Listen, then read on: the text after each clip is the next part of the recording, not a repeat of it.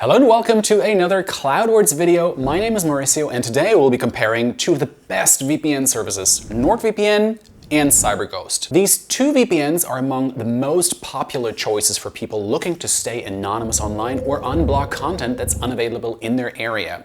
But how do NordVPN and CyberGhost compare? Well, both are reliable and secure VPNs that hide your IP address. They're well designed and user-friendly, and they're both affordable. But here's still a major difference between them. NordVPN is a premium VPN that excels at just about anything, while CyberGhost is a budget option that's good for security, but isn't quite as good for streaming. We'll pit the two services against each other across 9 rounds, awarding a point to the winner of each round. If a round ends in a tie, we'll give both services a point apiece. Keep watching to see how our full comparison pans out. But before we get started, I want to quickly remind you to subscribe to this channel and hit the bell icon to get updated on all things VPN and cloud storage, cloud security, and online privacy. This video is going to be a bit longer than usual, so you can use the timestamps in the description to skip to the parts you care most about in these two VPNs. So with that out of the way, let's just jump right in, shall we?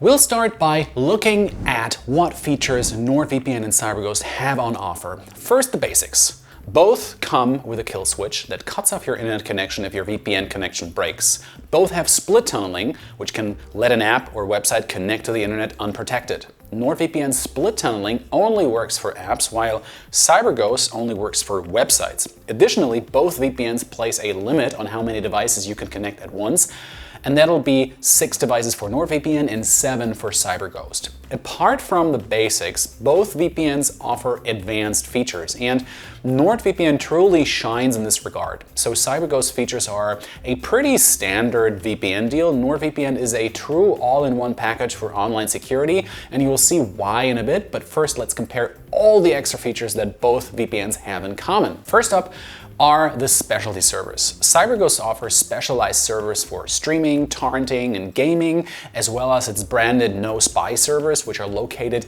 in its Romanian headquarters for added physical security. Likewise, NordVPN has servers dedicated to torrenting, but its other servers are oriented towards privacy. For example, the double VPN servers route your connection through 2 servers instead of just 1. Its onion over VPN servers send your traffic through the encrypted Tor network, and its obfuscated servers hide the fact that you're using a VPN, which is very useful for countries where VPNs are practically banned. I also have to make a quick note about specialty servers here. For the most part, I consider them an unnecessary complication. If a VPN has an entire server network optimized for all tasks, that's a much better approach to take. Having to select a specific server to unblock a streaming service is a hassle, and that's a point against CyberGhost. NordVPN's lack of service for basic things like streaming and gaming works in its favor, as you can do those things on its regular service just as well. Moving on to the next topic, we have malware and ad blocking. Both VPNs offer this in some form. They both prevent your device from connecting to servers that push ads or host malicious content, and they also block trackers. But NordVPN once again goes a step beyond, even scanning files that you download for viruses like a true antivirus would. That's all about the overlap between NordVPN and CyberGhost. So let's look at their unique features now. First up is CyberGhost, as the only thing left to talk about here are its so-called smart rules. These are automation rules that let you set default behaviors for your VPN, like activating the VPN when you connect to a public network, or connecting to a specific server when you launch a chosen app. On the other hand, NordVPN offers Dark Web Monitor, which scans the dark web for your email address to check if a website has leaked your info. It also has a feature called MeshNet and lets you connect multiple devices, letting you access them remotely. Now, this feature has a lot of potential for enhancing remote work, but in my opinion, it's a bit too complicated for most users to actually benefit from it, and it's less user-friendly than similar software that's dedicated for the job, like TeamViewer. But in any case, it's clear that NordVPN not only offers more features, it also implements its features better than CyberGhost does, like the specialty servers and anti-malware features. That gives the first win of the day to NordVPN. Speed is one of the most important things to consider when getting a VPN. So all VPNs will reduce your internet speed. There's basically no getting around that. But a good VPN will make that reduction as small as possible. The simplest litmus test here is if you can notice the VPN running, it's probably not fast enough. But of course, that's not good enough for us, which is why we run our own automated test using a Windows virtual machine. We run our speed tests every day, testing at different locations across the globe. Since our remote virtual machine is located in the US, you can consider our US results to be our close range results. This means that if you're in, say, Germany, you'll get a similar result to our US results if you connect to a server in Europe. On the other hand, the results marked with all are an average of all of the VPN results from all testing locations. All right, so you should be seeing our first batch of results on the screen now. Looking at our close range tests, NordVPN is clearly much faster than CyberGhost across all three categories. Their upload speeds are about the same, but NordVPN's download speeds are way faster and its latency is much, much smaller. But if we look at how the VPNs perform over time, it's clear that CyberGhost has a massive problem, and that's inconsistency. Although its upload speeds are pretty stable, its download speeds can dip to just around a third of unprotected speed on the worst days. As for our worldwide averages, NordVPN once again has CyberGhost beat on all fronts, but the difference in download speed is the most obvious. NordVPN somehow manages to maintain the same super fast speed even across great distances, which CyberGhost just can't match. Plus, Nord's download speed is extremely consistent over time, whereas CyberGhost performance continues to fluctuate up and down. It's a no-brainer. NordVPN wins this round and takes home the second point in our matchup. The pricing category is pretty straightforward. Comparing NordVPN's and CyberGhost prices, it's clear that CyberGhost is the cheaper option. Like all VPNs, they're both pretty expensive on their monthly plans and get progressively cheaper on longer-term plans. CyberGhost costs $13 a month, but that goes down to $7 per month if you subscribe for 6 months in advance. If you commit to 2 whole years of CyberGhost, you get the best discount at just under $2.40 a month, and you can find the subscription links down in the description to get the most recent offer. Nord's monthly plan costs $13, about the same as CyberGhost, but its 1-year plan costs $5 per month. Like CyberGhost, the 2-year plan offers the greatest discount at just $3.20 per month. Again, the offer links are in the description for you to check out. Both VPNs have an extended refund period. NordVPN's money-back guarantee lasts for 30 days, and CyberGhost gives you a full refund within the first 45 days. So that's pretty black and white. CyberGhost costs less, so it wins the round, but you also have to consider what value it offers. And when you consider CyberGhost's poor speed performance and lesser feature set, I'd say NordVPN is well worth the extra $1 per month. Still, that's just my opinion, and I'll still give CyberGhost the point for this pricing round here. The streaming round is all about how capable a service is at unblocking streaming websites and how high of a video quality you can get. Streaming services usually block VPNs, so it's crucial that the VPN can get in the first place. NordVPN has never had any issues with unblocking streaming platforms, and that includes Netflix, Amazon Prime Video, BBC iPlayer, Hulu, you name it. And if it weren't already apparent from our speed testing results, you can stream in whatever video quality your internet connection allows you to do, even full HD or 4K. CyberGhost streaming performance is a bit of a mixed bag.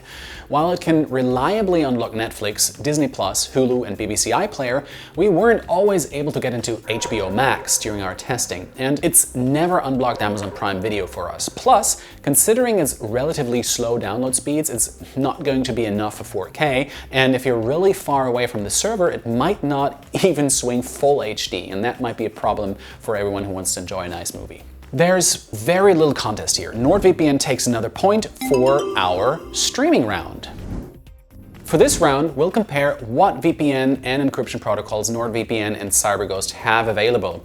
and they're pretty much on even footing in this regard. They both let you use the standard OpenVPN protocol with AES 256 encryption, IKEv2, as well as WireGuard with ChaCha20 encryption. The difference is that NordVPN calls its custom WireGuard implementation NordLynx, but its functionality is not very different from the regular WireGuard. Now, there are a few other things that need addressing here. First are the VPN's specialty servers that are dedicated to security. NordVPN beats CyberGhost in this regard because it offers obfuscation as well as double VPN, whereas CyberGhost only has its no spy servers as a more secure option. But that's not quite the end of the story here. NordVPN had a server breach in 2018, although the attacker couldn't get anything usable out of the limited access they got to the server. It's still a little knock against Nord in the security round. Now, Nord was diligent in its handling of the situation and has since upped its server security, but we still have to call this round a tie, awarding 1 point to each service.